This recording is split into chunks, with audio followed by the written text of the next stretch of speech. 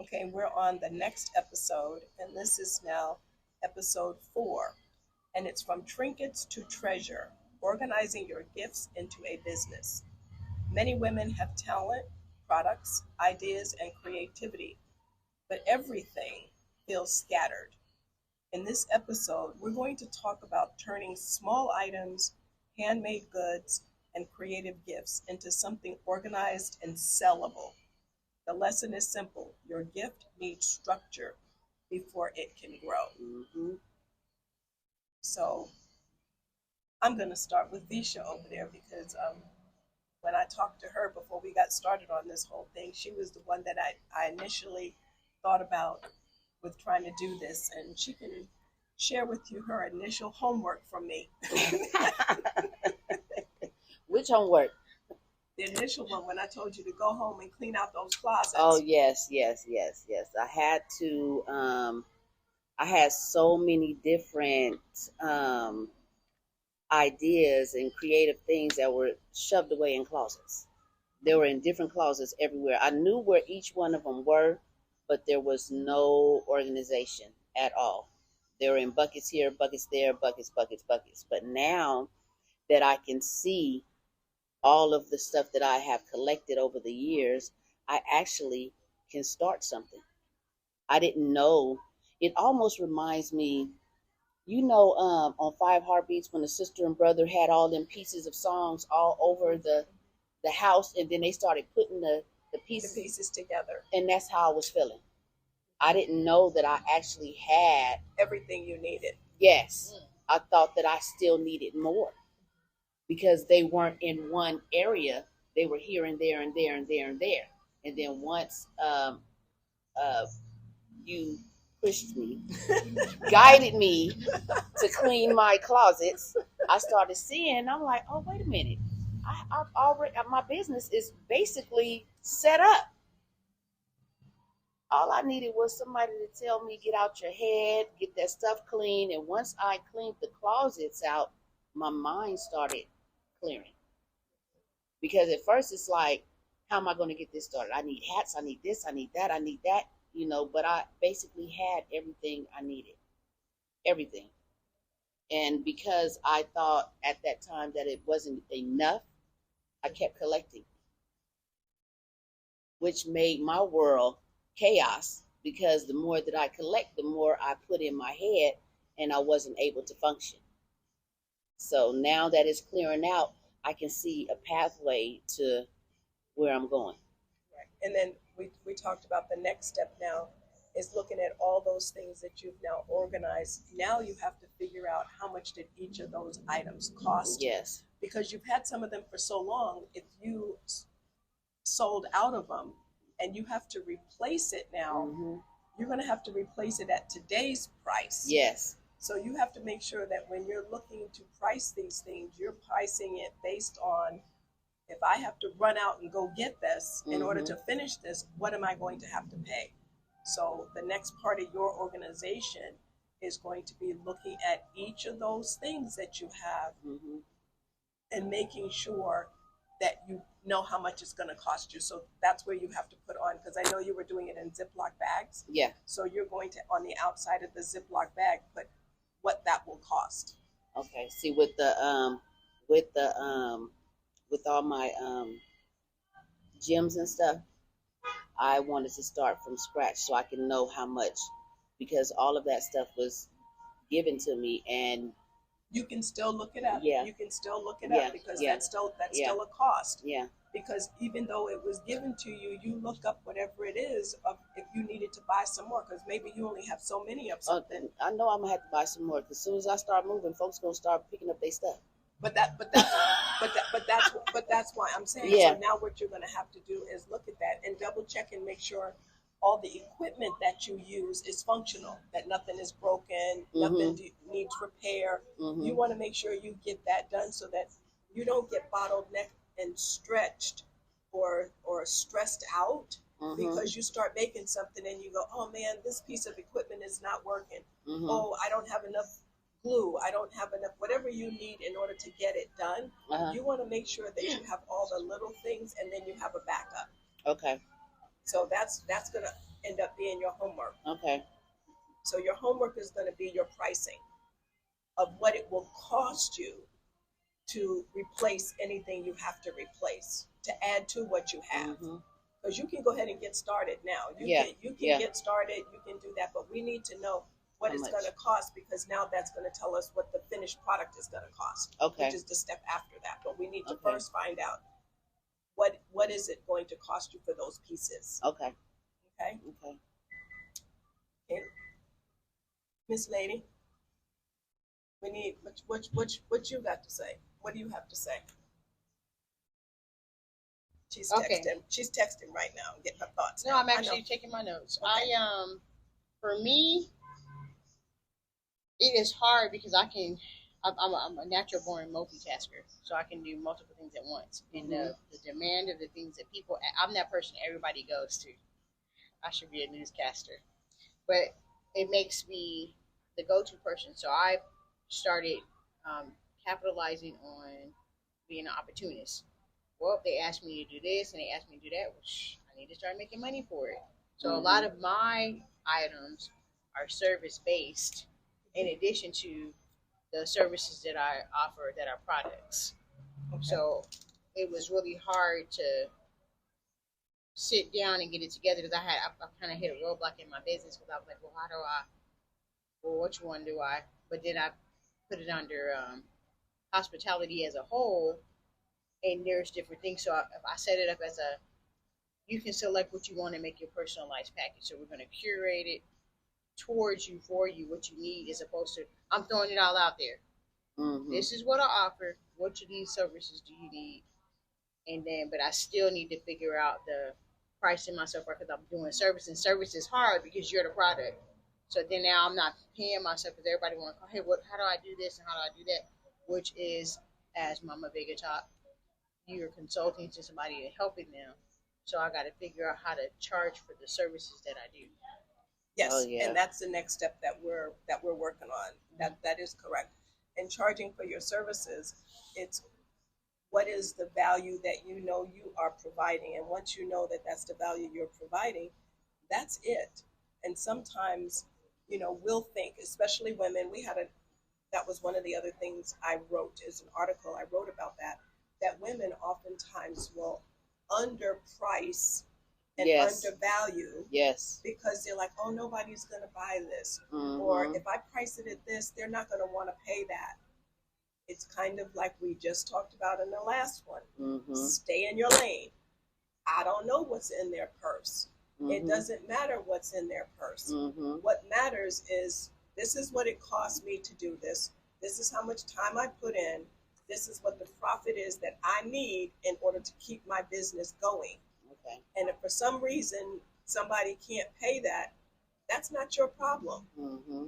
If they want it bad enough, look at all the people that's paying to go to the Olympics and everything that's happening and all the money that they're spending on this. And some of those hotel rooms, they've increased how much people have to pay for the hotel rooms. Because of the event. But what are people doing? They're still paying it. They're paying it because they see a value. If that value is because this is a one-time thing that I can't get anywhere else, well, I'm telling you, make your service and make whatever you do. They can't get it from anybody else. The only person that they can get that from is you. Nobody else can do what you're doing. Come up with some unique something that is yours. And even if a person tries to copy it, they can't copy it. They can do something similar, but you can't do what I do. So once you figure out that unique thing, that's what you capitalize on. Because what are they doing for all of this? Like, they were showing people now, I guess it's going to be one section is going to be in Sacramento, and look at these bars and stuff, how they have special drinks. This is the 250th year, right? The anniversary. Everybody's got 250 something going on. People will buy it. Slap 250 on there, right? And this is the 250th. They'll be buying it just because it says 250, right? So you come up with something. How much is that going to cost me? $250. This is for the anniversary of. And it'll be a $2 T-shirt, and they spent $19.99 on it. Actually, $20, because once you put the $19.99 on it, $20. Exactly. Mm-hmm. But you see what I'm saying? Mm-hmm. So come up with something that's capitalizing on what's there, but you add a unique twist to it. Mm-hmm. You know, and as soon as you do that, that's something that's special. Mm-hmm.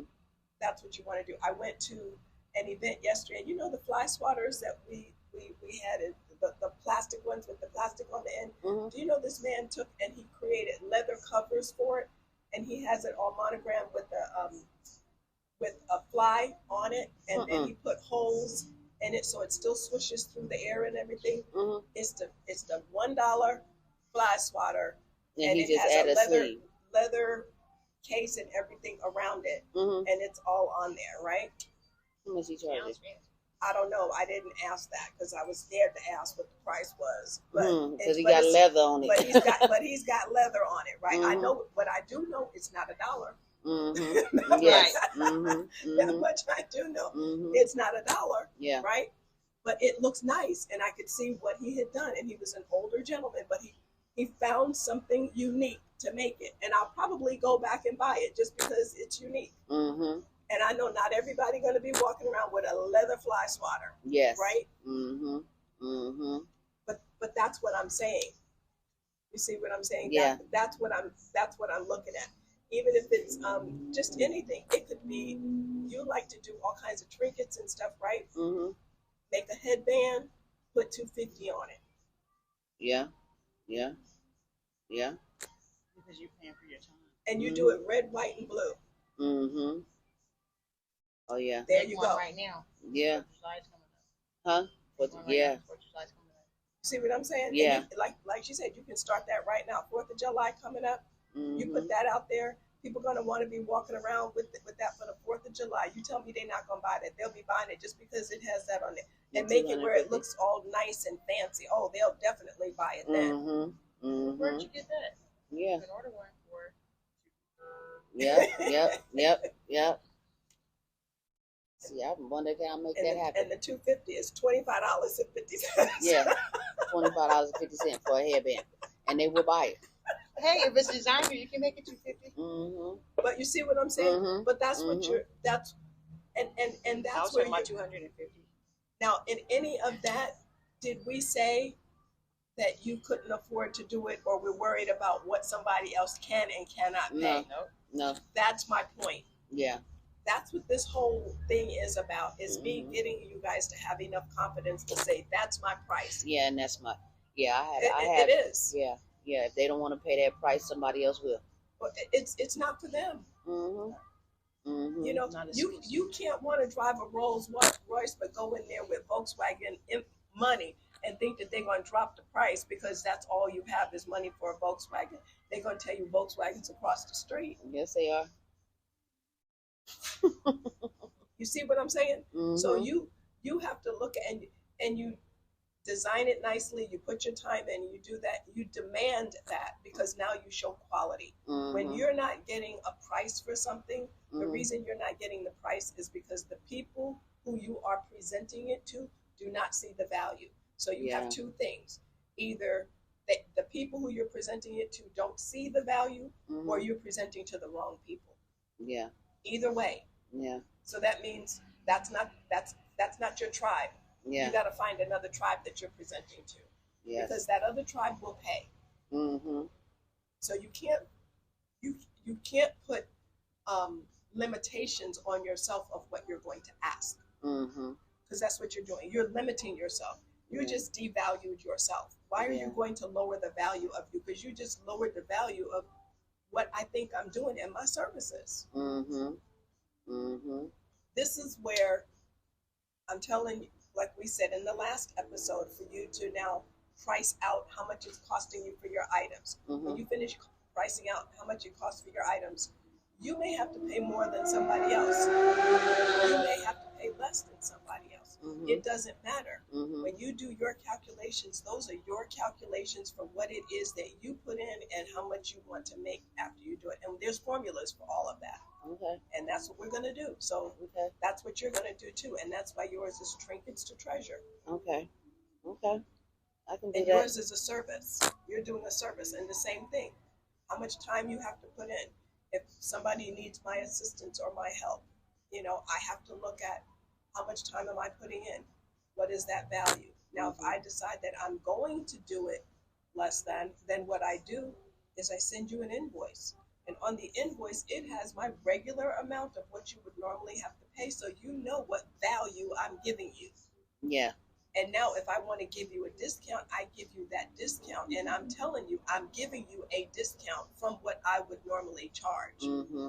But I didn't devalue myself. I'm letting you know I'm giving you a break.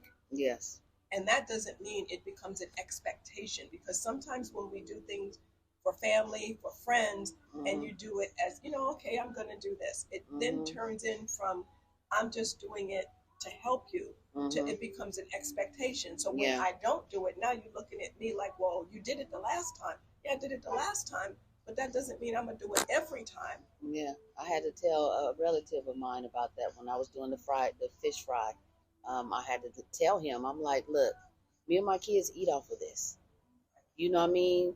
And for you to tell me that you want 5 plates, but you only want to pay for 2, that doesn't even sit well with me. I mean, that's letting me know that you really don't value me. Exactly. You know, but me and my kids have to eat off of this. You know, and what I don't sell, we eat at home. If it's leftovers, you know, in the trays, that's what we ate. But I had to sit him down and tell him, you cannot come over here discounting me just because you're related to me. Exactly. I mean, and that was one of the hardest. That was almost like a monster, but it made me feel confident. Like you had to stand up. You were standing up for you were standing up for your family, and you were standing up for what you knew to be right, because that's you were doing that. You were putting all that time in, all the time. You know, and people don't look at when you're asking somebody to do a catering, or a person is doing that, they don't realize how much work goes into it. And those who are doing it, which is where I come in and I show people the pricing, is that you, from the time you step out the door to decide you're going to go shopping, your shopping time is calculated into the time that it took you to put that stuff together. Yes. That's what people don't realize. You have to go shop. Then after you shop, when you're putting it together wherever you are, whether it's the kitchen or whatever kitchen you're doing it in, then you have to get your seasoning. You've got to let it sit. You've got to do this. Oh, but let me think. I got to clean up the kitchen before I finish. And after I clean up the kitchen, now I got to go and set up. Now your setup time is calculated in it. When I finish doing that, I got to take it down, and I got to go home, put everything away, and I got to clean up. People do not realize all of that goes into what that piece of food costs. Yes.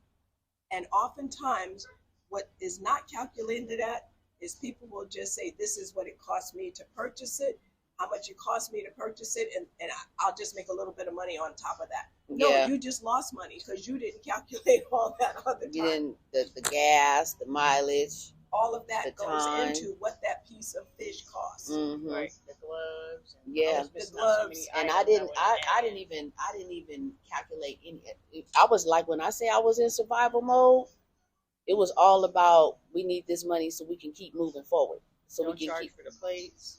Didn't charge for anything. But this now I think about it. And I was feeling bad when people were telling me, I don't want to pay $20 for your seasoning. And I'm like, well, why not? Why not? You know? But this is my point.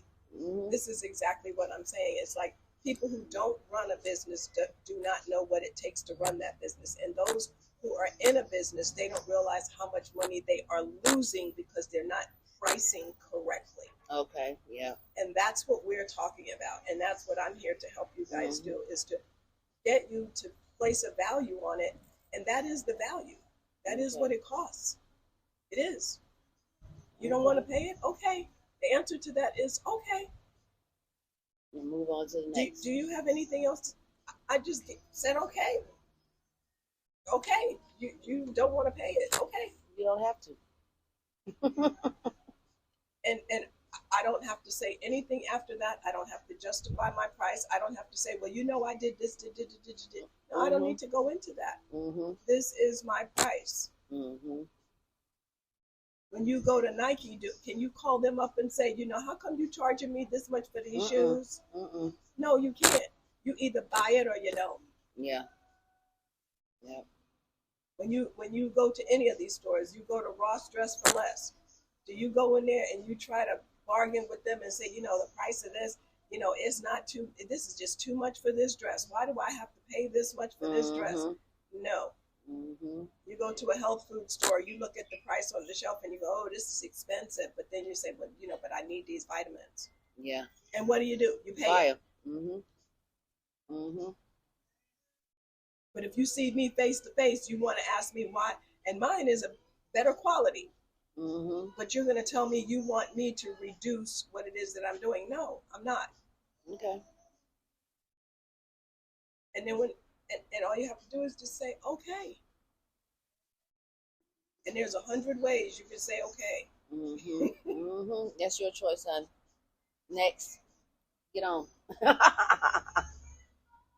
Yeah. And another thing is to already have your prices set where you have a sign or something, and these are the prices. Even when you go to some of these food trucks, right?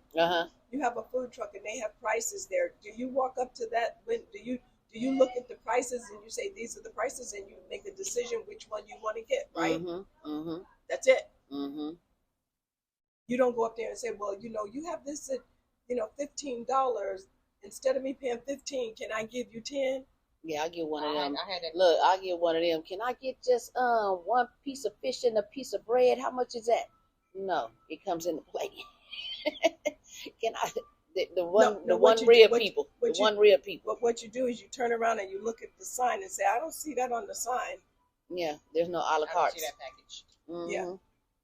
But you see, and again, we talked about this the last time. You have to train people how you're going to be treated. Yeah. And when they see that you're not going to do this, because you go to some places and they will tell you, no bargaining.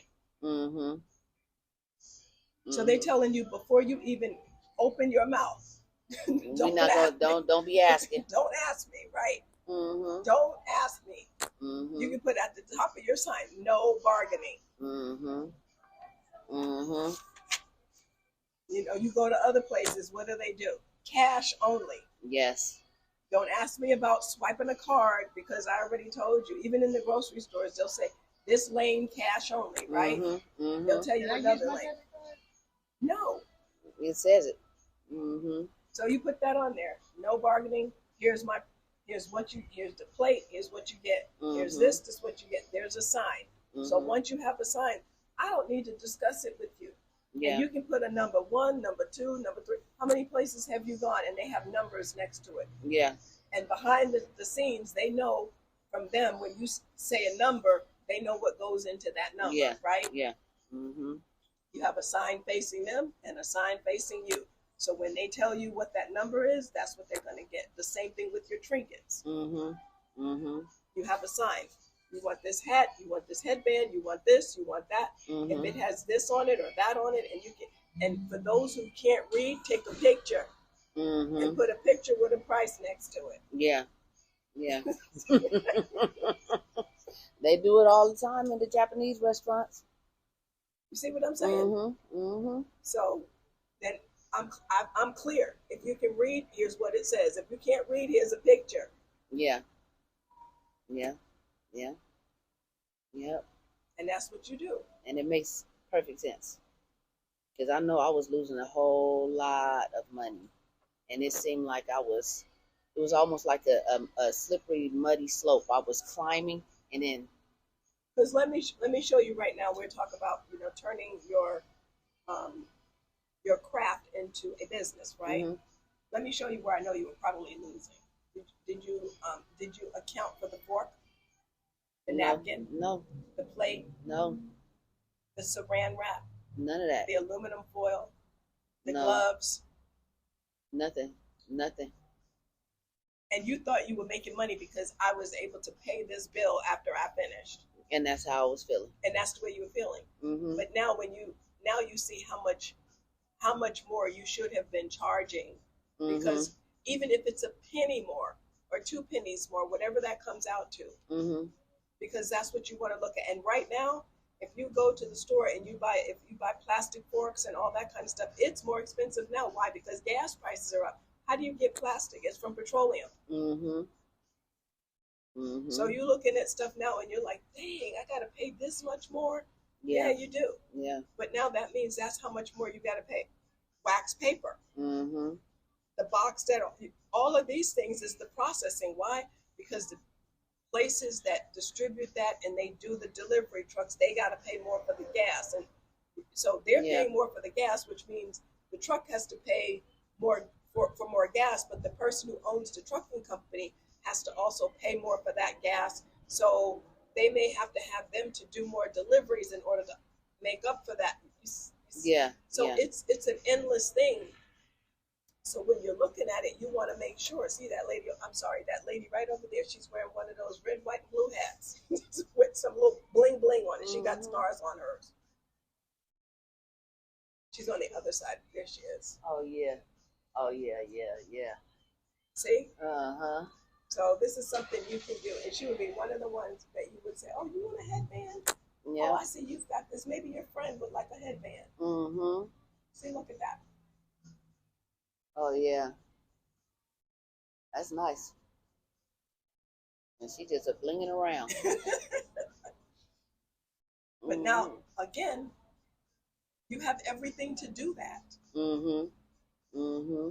And we talked about stress before, right? Yes. You get focused on that. You're going to be looking at, okay, I can do this. And you're going to be so focused on doing those things and getting that out there. Your stress will go away because you're looking at, okay, I got this. This is what it is. Yes.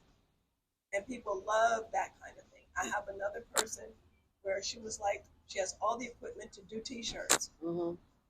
Oh, I'm not going to do T-shirts. I source my T-shirts out. I said, okay, well, what are you doing with the T-shirts? Well, I go get them from the other lady. She makes them for you. What is she charging you? She's charging you $16. So you get in your car, you drive, and you go pick them up, and then you've got to deliver them to the people, or you mail them to the people. Yes. Mm-hmm. And how much are you charging? Oh, $18. How much are you charging for the shipping? Oh, by the time I finished, she ended up sending me a text message, and she said, I looked at what you were saying, and then I realized I wasn't making any money. And then she felt so relieved that now she made 10 of these. She did them, and she had them all ready for the last holiday we had. Now she's just putting them out there, left and right, English, Spanish, and she got all kind of beautiful designs and everything. Okay. And now she's doing it. Yeah. And this is her little side hustle because she has a full-time job, and she's doing this, and she's just making it. She's popping them out there like she's got gummy worms or Skittles or something. They're just popping everywhere now. And before, the reason she was doing it, she said, because I just don't like doing it. I said, oh, you got all the equipment, everything, but you're going to spend this and have her to do it.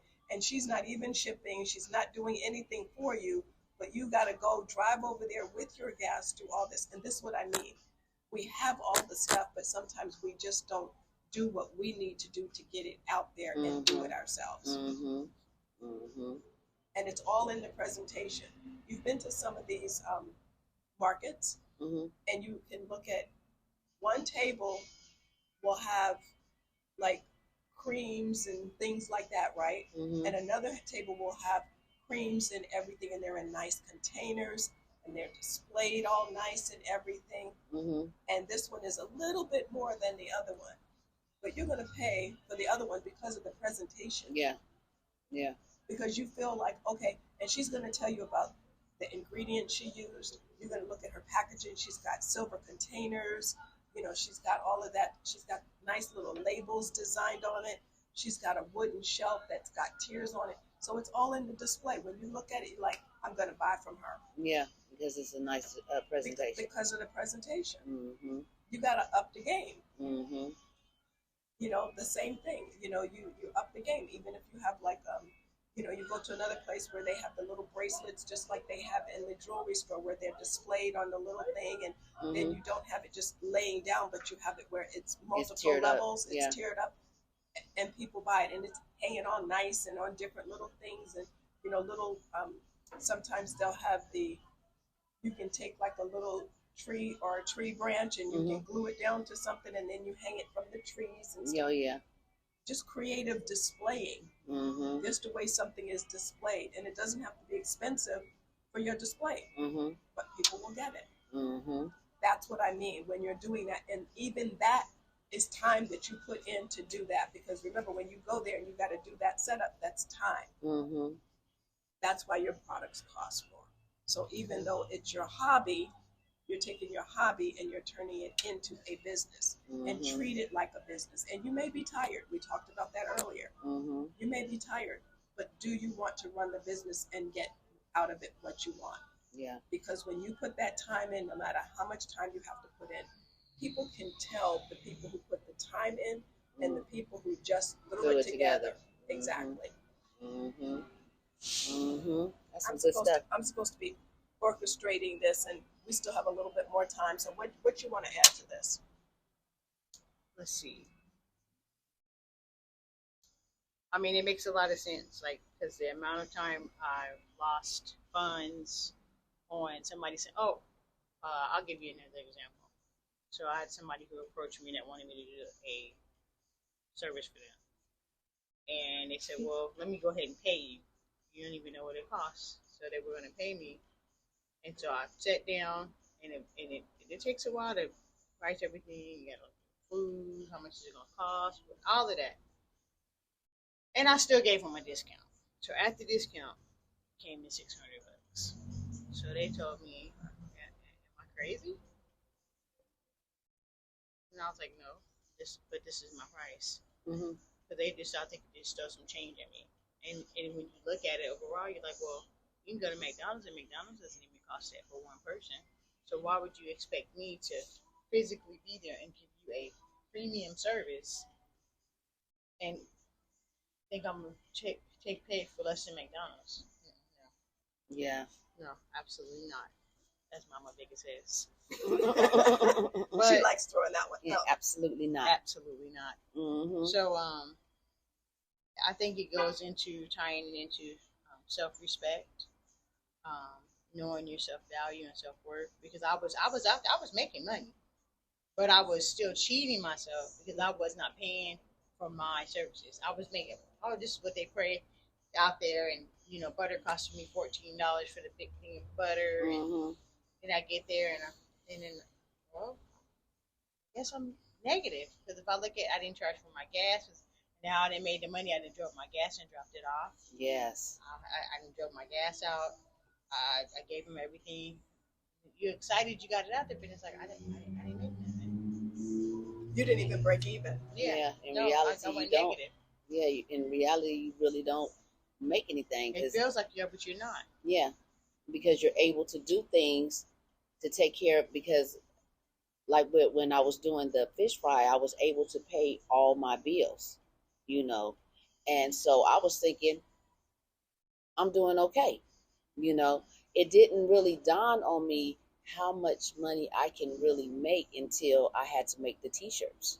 And I had a $15,000 bill that I had to pay, and within like days, it was just, and I'm like, wait a minute, hold on, and I was pricing right, because I had a goal and I had that $15,000 over my head.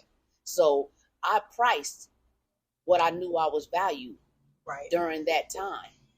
So I did get a glimpse of what I'm capable of doing. It kind of scared me for a minute there, because I didn't know that was all in me. All I knew was we weren't going to be on the corner asking for money, and I was not going to have my kids out there doing a car wash.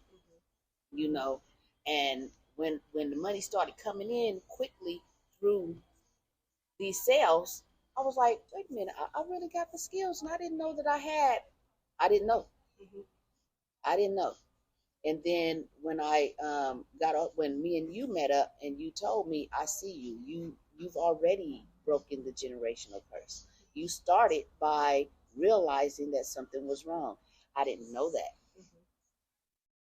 I just thought I was doing some self-help. You know how that's all I was doing, was reading all this self-help stuff. And I'm feeling this, so let me go and see what this says. Then I'll pull out other books and see what this says, and doing self-evaluations. It was getting very exhausting trying to fix myself without really knowing that I was already on that path. I don't know if it's almost like I was backsliding, just constantly moving back, but making 2 steps forward and 3 steps back all the time, you know. But the 2 steps forward felt so good that I honed in on just that 2 step forward, even though I was stepping back. So I was delusional in between there, thinking that I'm making money because I see the money and I'm able to pay my bills. That I just now, and it was still just keeping you right where you were. You thought I paid these bills, so I'm cool for right now. yeah, But it still didn't allow you to move to the next level. No, it you didn't. were just still staying where you were. yeah. So my pricing, once I start pricing correctly, then I know that I'll see a difference.